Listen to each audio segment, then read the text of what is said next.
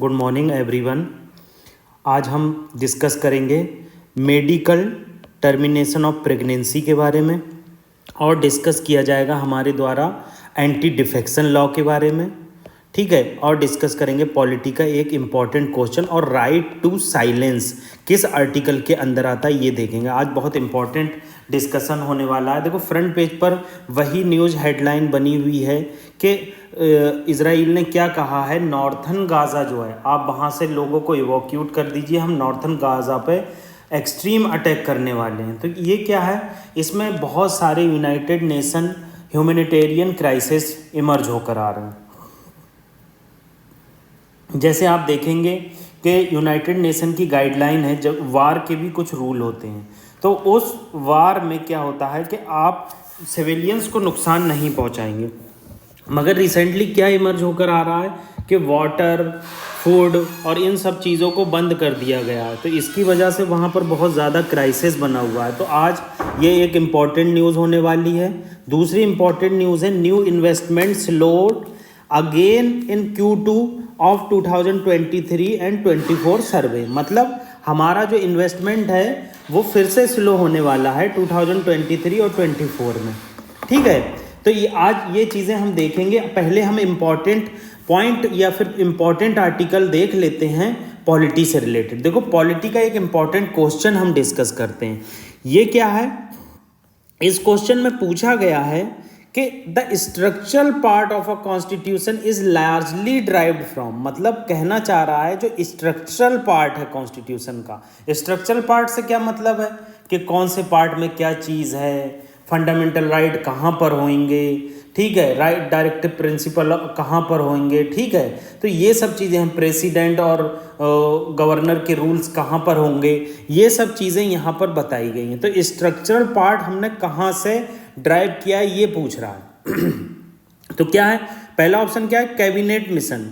कह रहा है क्या कैबिनेट मिशन से हमने स्ट्रक्चरल पार्ट ड्राइव किया है, लाहौर सेशन जो इंडियन नेशनल कांग्रेस का वहाँ से, रेगुलेटिंग एक्ट 1985 से, या फिर गवर्नमेंट ऑफ इंडिया एक्ट 1935 से। तो आपको पता होना चाहिए जो मैक्सिमम हमारा कॉन्स्टिट्यूशन है वो लिया गया है गवर्नमेंट ऑफ इंडिया एक्ट 1935 से। तो इसका मतलब है कि बहुत सारे आर्टिकल्स, बहुत सारे provision government of India act 1935 से लिए गए हैं। तो इसमें कौन सा ऑप्शन होना चाहिए आपके हिसाब से? तो गवर्नमेंट ऑफ इंडिया एक्ट 1935 से हमने स्ट्रक्चरल पार्ट लिया है, ठीक है। तो इसका एक्सप्लेनेशन देख लो। देखो गवर्नमेंट ऑफ इंडिया एक्ट से हमने बहुत सारे प्रोविज़न लिए हैं जो हम पॉलिटी के चैप्टर में पढ़ते हैं। इसमें इम्पॉर्टेंट प्रोविज़न क्या है, जो फेडरेशन ऑफ इंडिया है, ये गवर्नमेंट ऑफ इंडिया एक्ट 1935 से लिया गया है। देखो क्या हुआ था, जब गवर्नमेंट ऑफ इंडिया एक्ट 1935 आने वाला था उस टाइम पर कॉलोनियल गवर्नमेंट ने कहा था कि हम फेडरेशन इंडिया में अप्लाई कर देंगे अगर प्रिंसली स्टेट 50% राज़ी हो जाते हैं हमारे गवर्नमेंट ऑफ इंडिया एक्ट 1935 पर। मगर 50% प्रिंसली स्टेट राज़ी नहीं हुए। उसकी वजह से क्या हुआ कि हमारे इंडिया में 1947 तक फेडरेशन नहीं आ पाया। फेडरेशन का क्या मतलब है कि प्रोविंशियल ऑटोनॉमी होना चाहिए, एडमिनिस्ट्रेशन स्ट्रक्चर होना चाहिए, फेडरल कोड होना चाहिए, मतलब हर स्टेट का अपना कोड होना चाहिए। तो ये चीज़ें यहाँ पर बताई गई थी, मगर ये उस टाइम पर इम्प्लीमेंट नहीं हो पाया। जब हमने कॉन्स्टिट्यूएंट असेंबली बनाई, उस कॉन्स्टिट्यूएंट असेंबली में हमने डिसाइड किया कि हम गवर्नमेंट ऑफ इंडिया से बहुत सारे प्रोविज़न लेंगे, हम बोरोड करेंगे, ठीक है। देखो कोई भी कॉन्स्टिट्यूशन होता है उसमें जो प्रोविज़न होते हैं वो आसमान से नहीं उतरते हैं, वो जो है अदर कॉन्स्टिट्यूशन से लिए जाते हैं या फिर आइडियाज़ इमर्ज होते हैं। तो अदर कॉन्स्टिट्यूशन से जो B.R. अम्बेडकर साहब ने कहा कि मुझे गर्व है कि मैंने गवर्नमेंट ऑफ इंडिया एक्ट 1935 से प्रोविज़न लिए, क्योंकि बहुत सारे लोगों ने क्रिटिसाइज़ किया कि आपने कॉपी पेस्ट किया है। मगर B.R. अम्बेडकर साहब ने कहा कि ऐसा नहीं है, सारे कॉन्स्टिट्यूशन बढ़िया है, तो जहाँ से हमें अच्छे प्रोविज़न लगे वहाँ से हमने लिए। तो मैंने आपको बताया गवर्नमेंट ऑफ इंडिया से हमने स्ट्रक्चरल पार्ट लिया जिसमें प्रोविंशियल ऑटोनॉमी लिया गया है, एडमिनिस्ट्रेटिव स्ट्रक्चर लिया गया है, एस्टैब्लिशमेंट ऑफ फेडरल कोर्ट लिया गया है, फेडरेशन ऑफ इंडिया और रिप्रेजेंटेटिव गवर्नमेंट लिया गया।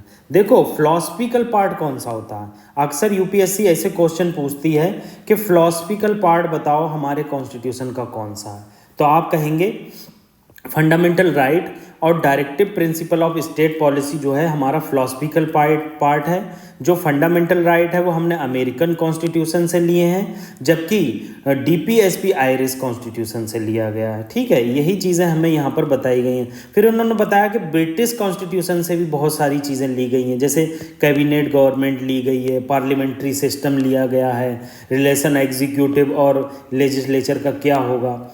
तो ये इस तरह से हमें क्वेश्चन को डिस्कस करना है ताकि हमें पता चले यूपीएससी के द्वारा कैसे क्वेश्चन पूछे जाते हैं। देखो आज का बहुत प्रीमियम आर्टिकल है जो बहुत इम्पॉर्टेंट है हमारे लिए। क्या हुआ है, अभी एक सुप्रीम कोर्ट में केस आया है, उस केस में क्या कहा सुप्रीम कोर्ट ने कि देखो एक तो राइट टू लाइफ होता है, राइट टू लाइफ जो हमारा आर्टिकल 21 में आता, ये हमारे जो ह्यूमन है उनके लिए, और एक होता है राइट टू चाइल्ड जो अभी बॉर्न नहीं हुए हैं। ठीक है, जो बॉर्न नहीं हुए, तो इसके खिलाफ इन दोनों के बीच में कन्फ्लिक्ट बना हुआ है। तो सुप्रीम कोर्ट ने क्या हुआ, अभी एक वीमेन ने 26 वीक की प्रेगनेंसी इमर्ज होकर आई, तो सुप्रीम कोर्ट ने बोला कि आपको ये पता होना चाहिए आपकी प्रेगनेंसी 26 वीक की हो गई है, अब आप अबॉर्शन क्यों कराना चाहती हैं। तो उस लड़की ने कोई आर्ग्यूमेंट ही नहीं दिया, तो सुप्रीम कोर्ट सीजेआई ने बहुत सारी चीज़ें गई। सुप्रीम कोर्ट ने कहा कि आप हो सकता है इसको ये कर लीजिए क्योंकि इसके अंदर लाइफ है, हार्ट रेट है, इसमें 26 वीक हो सकते हैं, आप इसको जन्म देकर अनाथालय में ले लीजिए। तो उसके लिए पता नहीं क्या हुआ उसमें, उस केस में क्या हुआ, मगर ये चीज़ है कि 26 वीक की परमिशन दे दी गई सुप्रीम कोर्ट के द्वारा। क्यों दे दी गई, क्योंकि article 21 right to life women को राइट देता है कि आप अपनी प्रेगनेंसी को अवॉर्ड कर सकती हैं। ठीक है, तो हम देख लेते हैं अबॉर्शन से रिलेटेड इंडिया में क्या लॉ है और 1971 में क्या प्रोविज़न थे और 2021 में क्या प्रोविज़न आए, उसको देख लेते हैं। देखो इंडिया में अबॉर्शन लॉ हिस्टोरिकल पर्सपेक्टिव देखते हैं। टिल 1960 तक क्या था कि आपको अबॉर्शन जो था वो इलीगल था। वो आईपीसी सेक्शन 312 में आपको 3 साल की सज़ा हो सकती थी और फाइन लगाया जा सकता था अगर आप अबॉर्शन कराते हैं। मगर मिड 1960 में क्या हुआ, डॉक्टर शांतिलाल शाह कमेटी बनाई गई। डॉक्टर शांतिलाल शाह कमेटी ने अबॉर्शन से रिलेटेड कुछ प्रोविज़न प्रोवाइड किए। तो शांतिलाल शाह कमेटी के आधार पर मेडिकल टर्मिनेशन बिल आया और ये 1971 में एक्ट बना। ठीक है, अब हम पहले देख लेते हैं 1971 में क्या आया और 2021 में क्या चेंजेस हुए, ताकि आप क्रोनोलॉजी को याद कर सकें। अगर यूपीएससी डालती है कि 1971 में 12 वीक तक अबॉर्शन था और उसमें सिंगल डॉक्टर की ओपिनियन थी, जबकि 2021 में 20 वीक कर दिया इसको, और 20 वीक करने के बाद कहा गया कि आप 20 वीक तक सिंगल डॉक्टर की परमिशन ले सकते हैं। तो ये ऑप्शन आपका बिल्कुल सही हो जाएगा क्योंकि 2021 में बहुत सारे चेंजेस आए। तो हम देख लेते हैं। मेडिकल टर्मिनेशन एक्ट 1971 कहता है कि आप 2 स्टेज में प्रेगनेंसी को टर्मिनेट कर सकते हैं। पहली स्टेज क्या है कि आप 12 वीक तक सिंगल डॉक्टर की राय लेकर आप प्रेगनेंसी को टर्मिनेट कर सकते हैं, जबकि 12 वीक से 20 वीक तक के लिए आपको 2 डॉक्टरों की ज़रूरत पड़ेगी। और ये 12 वीक से 20 वीक की जो प्रेगनेंसी का टर्मिनेशन है वो जब भी हो सकता है जब फिजिकल और मेंटल हेल्थ में प्रॉब्लम हो, हैंडीकैप्ड हो, ग्रेव इंजरी की आशंका हो, कोई बच्चे में प्रॉब्लम हो, इस केस में किया जा सकता है। मगर क्या हुआ, रिसेंट अमेंडमेंट 2021 में आया। 2021 में क्या हुआ, इसमें अबॉर्शन को सिंगल डॉक्टर की राय से 20 वीक तक अलाउ कर दिया। 20 वीक तक आप अबॉर्शन करा सकते हैं। ठीक है, मगर उसके बाद 20 से लेकर 24 तक के लिए आपको 2 डॉक्टरों की ज़रूरत पड़ेगी और इसमें 7 कंडीशन दी गई हैं। ये जो 20 से लेकर 24 तक की कंडीशन है, इसमें आप तभी प्रेगनेंसी को अबॉर्ट कर सकते हो या फिर टर्मिनेट कर सकते हो जब आपको सेक्सुअली असॉल्ट किया गया हो, रेप की विक्टिम हो, बहुत सारी चीज़ें। मगर क्या हुआ, 24 वीक से ऊपर की प्रेगनेंसी को आप तभी अवॉइड कर सकते हो जब एक्सट्रीम प्रॉब्लम हो। अब एक्सट्रीम प्रॉब्लम में क्या क्या हो सकता है, जैसे क्या हो सकता है, आपके ज़िंदगी का खतरा हो, आप रेप सर्वाइवर हो, या आपको पता ना हो, या फिर आप इलिटरेट हो बहुत ज़्यादा, आपको प्रेगनेंसी के बारे में कोई नॉलेज ही ना हो। तो इन केसेस में हम प्रेगनेंसी को अवॉइड कर सकते हैं, मगर 24 वीक के बाद स्टेट लेवल पर एक बोर्ड बिठाया जाता है, वो बोर्ड अलाउ करता है। तो हमने medical termination of pregnancy act 1971 के प्रोविज़न्स को डिस्कस किया, उसको एक्सप्लेनली हमने पूरा आर्टिकल डिस्कस किया। अब अगला आर्टिकल जो है वो अमेरिकन प्रेसिडेंट की इम्पीचमेंट से रिलेटेड है। देखो ये आर्टिकल इसलिए इम्पॉर्टेंट है, लास्ट ईयर क्या हुआ था, लास्ट ईयर ट्रंप का इम्पीचमेंट हुआ था। तो इम्पीचमेंट इसलिए इम्पॉर्टेंट हो जाता है क्योंकि हमारे इंडिया में इम्पीचमेंट की प्रोविज़न अलग है और अमेरिका में इम्पीचमेंट के प्रोविज़न अलग हैं। तो यूपीएससी के द्वारा कभी कभी अमेरिकन इम्पीचमेंट को भी पूछा जाता है और इंडियन इम्पीचमेंट को पूछा जाता है। आप सोचेंगे अमेरिकन इम्पीचमेंट को क्यों पूछा जाता है, क्योंकि हमने बहुत सारे प्रोविज़न अमेरिका से बोरोड किए हैं और हमारे अमेरिका से अच्छे रिश्ते हैं, इसलिए अमेरिकन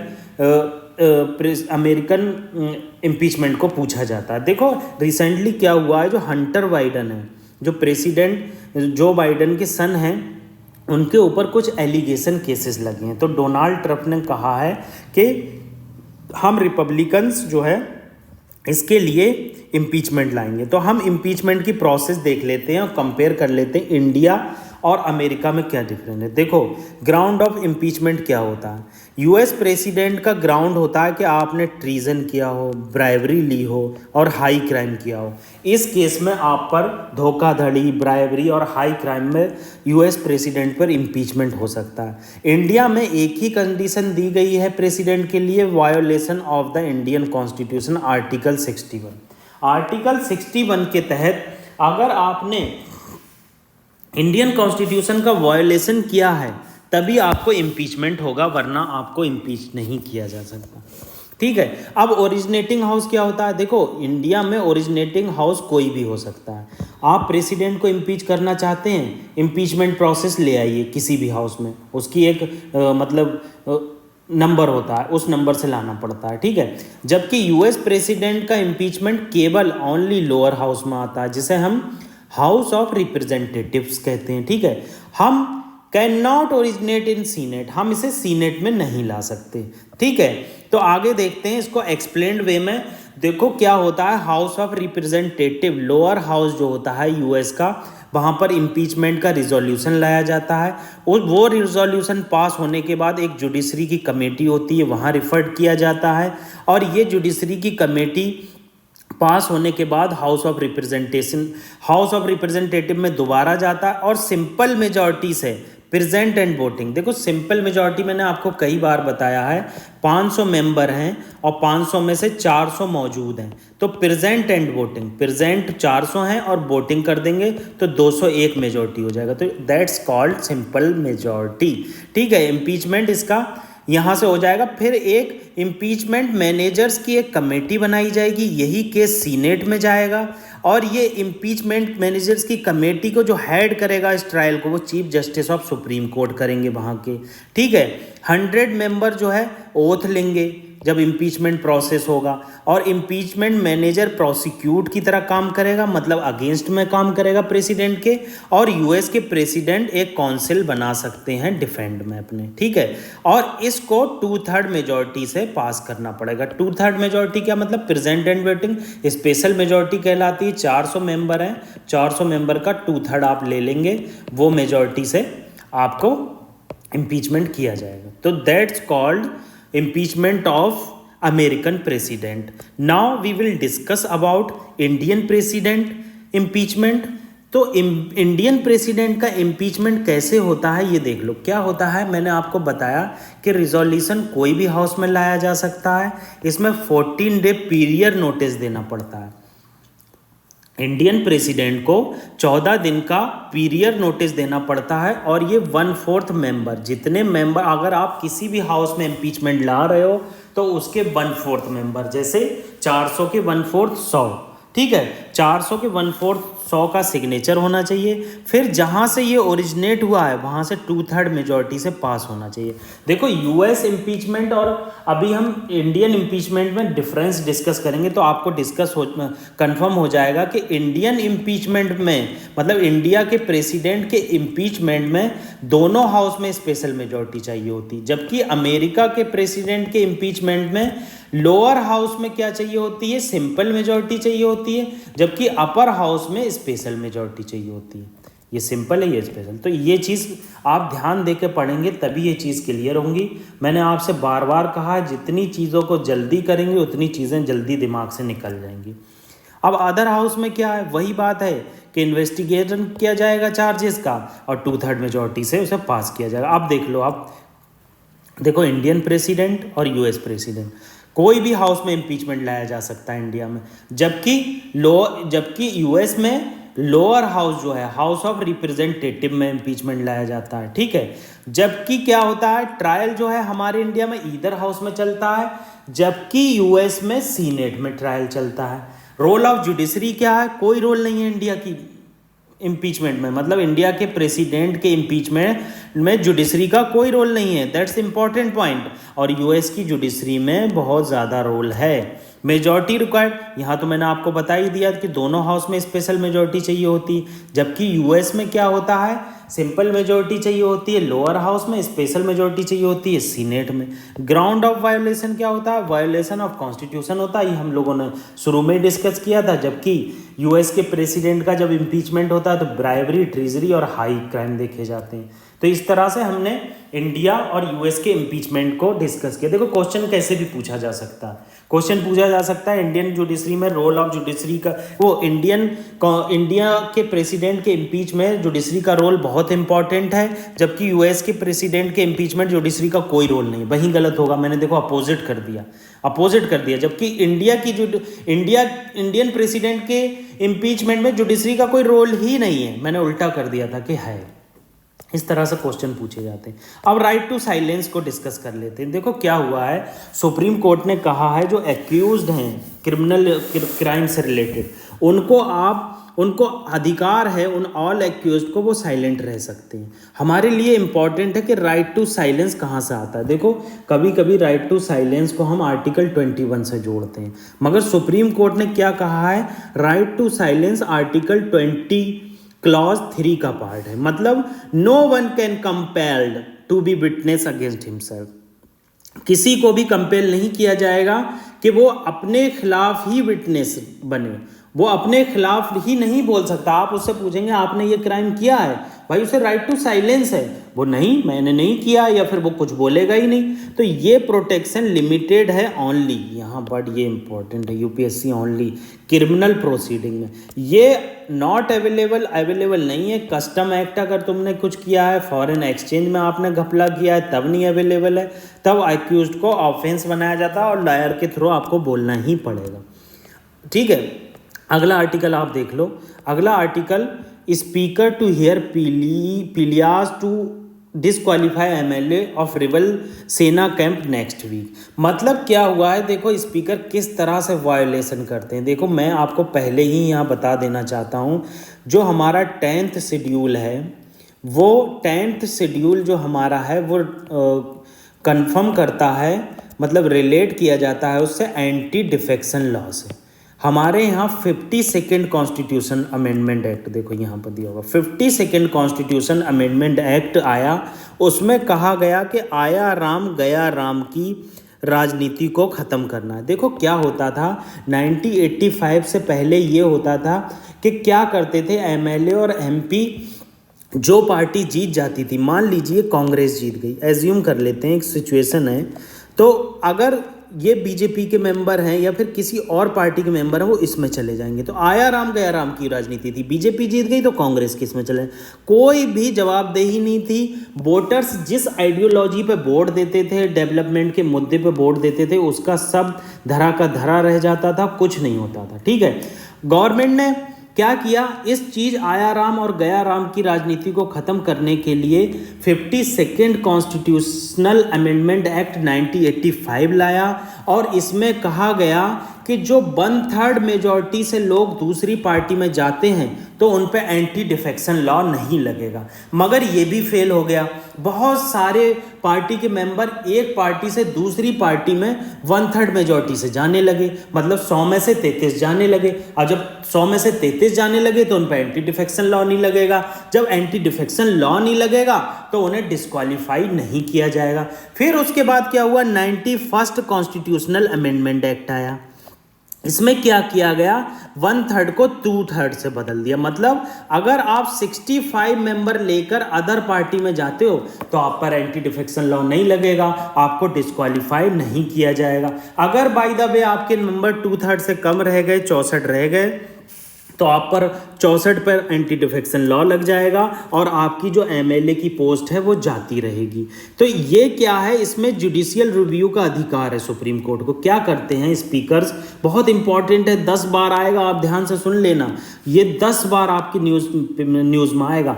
क्या करते हैं एमपी एमएलए, क्या करते हैं, मैं क्या बताने वाला था, हाँ, क्या करती है, जो स्पीकर होता है जो लोकसभा या फिर लेजिस्लेटिव असेंबली का, लोकसभा या फिर लेजिस्लेटिव असेंबली का, स्टेट लेजिस्लेटिव असेंबली, इसमें कोई टाइम लिमिट नहीं है। मान लो एक पार्टी ये है, जे पार्टी है, और जे पार्टी से कोई एम पार्टी में गया और हमने वोट दिया था, ये वोटर्स हैं बहुत सारे, इन्होंने वोट दिया था जे पार्टी के मेंबर को ताकि वो हमारी आइडियोलॉजी पे वर्क करे और हमने जो डेवलपमेंट के मुद्दे उठाए उस पर वर्क। मगर क्या हुआ, ये इसने देखा ये पार्टी की सरकार स्टेट में बन चुकी है एम पार्टी की, इसमें जाऊंगा मुझे बहुत सारे बेनिफिट, ये इस पार्टी में कूद गया। वोटर्स निराश हो गए कि हमने जे पार्टी को वोट दिया था, ये बंदा एम बंदा जो है एम पार्टी में कूद गया, स्मॉल एम कैपिटल एम में कूद गया। अब क्या होगा कि लोगों को लगेगा ये हमारे जो राइट टू वोट है उसका उल्लंघन है। तो इसके लिए क्या करते हैं, जो स्पीकर जो होता है स्टेट लेजिस्लेटिव असेंबली में, वो जो होता है वो एम पार्टी का होता है, जीती हुई पार्टी का। अब ये स्पीकर जो ये स्मॉल एम पार्टी का जो मेंबर कैपिटल एम में आया है, ये इस पर कोई वर्डिक्ट ही नहीं देते हैं, वर्डिक्ट को रोके रहते हैं, तो उसकी जो डिस्क्वालिफिकेशन है वो बरकरार रहती है। सुप्रीम कोर्ट ने इस पर फटकार लगाई कि आप जो शिवसेना के मेंबर का डिस्क्वालिफिकेशन या बीजेपी के मेंबर्स का डिस्क्वालिफिकेशन है उस पर वर्डिक्ट क्यों नहीं देते। तो 1 वीक दिया, तब उन्होंने कोई एक्शन नहीं लिया। अब सुप्रीम कोर्ट ने फिर से 1 वीक दिया कि आप इस पे डिस्क्वालिफिकेशन पे वर्क करिए, वरना हम इसे जुडिशियल रिव्यू करेंगे और आपके खिलाफ संज्ञान लेंगे। ठीक है, अब देख लेते हैं, देखो डिस्क्रिशन, यही बात यहाँ पर देखो बताई गई है, सारी चीज़ वही है जो मैंने आपको पहले बता दी। क्या हुआ, लोकसभा के स्पीकर की एक कॉन्फ्रेंस होती है जिसे all India presiding officers conference कहते हैं। तो इसमें 10th शेड्यूल जो 52nd कॉन्स्टिट्यूशनल अमेंडमेंट एक्ट है एंटी डिफेक्शन लॉ से, उसमें डिस्क्वालिफिकेशन ऑफ एमपीज और एमएलए की बात हुई। तो स्पीकर ने कहा ये जो मैटर है डिस्क्वालिफिकेशन का, ये हम इसे पॉलिटिकल पार्टी पे छोड़ देते हैं। मगर बहुत सारे स्पीकर ने कहा अगर हम पॉलिटिकल पार्टी पे छोड़ देंगे तो अक्सर क्या होगा, पॉलिटिकल पार्टी क्या करेंगी कि उस बंदे को थामे रखेंगी। बहुत सारी ऐसी बातें हुई, तो हम 10th शेड्यूल के बारे में डिस्कस कर रहे थे। देखो मैंने आपको बताया anti defection law 52nd constitutional amendment act 1985 में आया। इसमें 10th शेड्यूल ऐड किया गया। जो लोग मल्टीपल स्टेट, मतलब क्या होते हैं, एक पार्टी से दूसरे पार्टी में जाते हैं, उसको आया राम गया की राजनीति को ख़त्म करने के लिए ground of anti defection law लाए गए एमपीज के लिए और एमएलए के लिए। अब इसमें एक्सेप्शन देख लो आप, हमने एक्सेप्शन डिस्कस नहीं किया। एक्सेप्शन क्या होता है, वही चीज़ बताई गई है कि क्या ग्रुप ऑफ एमपी एमएलए अगर किसी पार्टी में मर्ज होते हैं तो उन पर एंटी डिफेक्शन लॉ नहीं लगेगा। अब ये ग्रुप ऑफ एमपी एमएलए कहाँ लिखा हुआ है इन्होंने, देखो ये लिखा है, पहले 1/3 था मगर इसको 91st कॉन्स्टिट्यूशनल अमेंडमेंट एक्ट 2003 में आया, इसको 2/3 कर दिया कि आप 2/3 मेजॉरिटी से किसी पार्टी में जाते हैं पार्टी को छोड़कर तो आपको एंटी डिफेक्शन लॉ नहीं लगेगा। ठीक है, यही बात बताई गई है। और दूसरा ग्राउंड ऑफ, हाँ अब ये क्या कि इसमें बताया गया है कि अगर डिस्क्वालिफिकेशन एमपी एमएलए का होता है या नहीं होता है, उस केस में सुप्रीम कोर्ट के द्वारा जुडिशियल रिव्यू किया जा सकता है। जुडिशियल रिव्यू कॉन्सेप्ट कहाँ से आया आपको मुझे ये बताना है। जुडिशियल रिव्यू कॉन्सेप्ट कहाँ से आया आपको मुझे ये कमेंट बॉक्स में बताना। अब वही बात इन्होंने फिर से कह दी कि टाइमलाइन कोई डिसाइड ही नहीं है। स्पीकर का मन होता है एमएलए को डिस्क्वालीफाई करता है और नहीं मन होता है तो एमएलए को डिस्क्वालीफाई नहीं करता है। मतलब ये स्पीकर की वॉलंटरी विल है, कोई इसमें प्रोविज़न ही नहीं है, कोई टाइम लिमिट ही नहीं है। तो क्या करते हैं बहुत सारे स्पीकर क्या किए बहुत सारे एमएलए क्या किए, शिवसेना से निकलकर बीजेपी में चले गए और स्पीकर उस पर वर्डिक्ट ही नहीं दे रहा तो वो डिस्क्वालीफाई नहीं हो रहे तो चुनाव नहीं हो रहा दोबारा से। यही चीज़ है, यही चीज़ यहाँ पर बताई गई है। आगे क्या बताया गया है कि ग्राउंड ऑफ डिफेक्शन क्या होते हैं, कोई भी मेंबर किसी भी पार्टी का अगर वो वॉलेंट्री गिव अप कर देता है उस पार्टी से तो डिफेक्शन लॉ लग जाएगा। अगर वोटिंग को कहा गया कि आपको इसके खिलाफ वोट करना है मगर आपने सपोर्ट में कर दिया तब आप पर लग जाएगा डिफेक्शन लॉ। अगर हमने इंडिपेंडेंट मेंबर को चुना, अब इंडिपेंडेंट मेंबर क्या करता है, कोई पॉलिटिकल पार्टी ज्वाइन कर लेता है तो ये क्या करेगा, इंडिपेंडेंट मेंबर अगर कोई पॉलिटिकल पार्टी ज्वाइन कर लेता है उस केस में भी डिफेक्शन लॉ लगेगा। ये इंपॉर्टेंट है, ये याद नहीं रहता है। कोई नॉमिनेटेड मेंबर है, मतलब प्रेसिडेंट ने राज्यसभा में 12 नॉमिनेटेड मेंबर किए या फिर लोकसभा में 1 नॉमिनेटेड मेंबर होता है, ठीक है, तो उसमें अगर वो 6 महीने के बाद कोई पॉलिटिकल पार्टी ज्वाइन करता है तो उस पर एंटी डिफेक्शन लॉ लगेगा। 6 महीने के बाद बोला, 6 महीने के पहले नहीं बोला, ठीक है, ये इंपॉर्टेंट है। तो आज हमने ये इम्पॉर्टेंट आर्टिकल डिस्कस किए। मेरी आपसे गुजारिश है कि आप हमारे चैनल को ज़्यादा से ज़्यादा सब्सक्राइब कीजिए, लोगों में शेयर कीजिए, हो सके तो इसको अपने करीबी लोगों से कहिए कि लाइक करें ताकि हम यूट्यूब की एल्गोरिथम में आ सकें और ज़्यादा से ज़्यादा हम लोगों को फ्री इनिशिएटिव का बेनिफिट प्रोवाइड कर सकें। Thank you very much.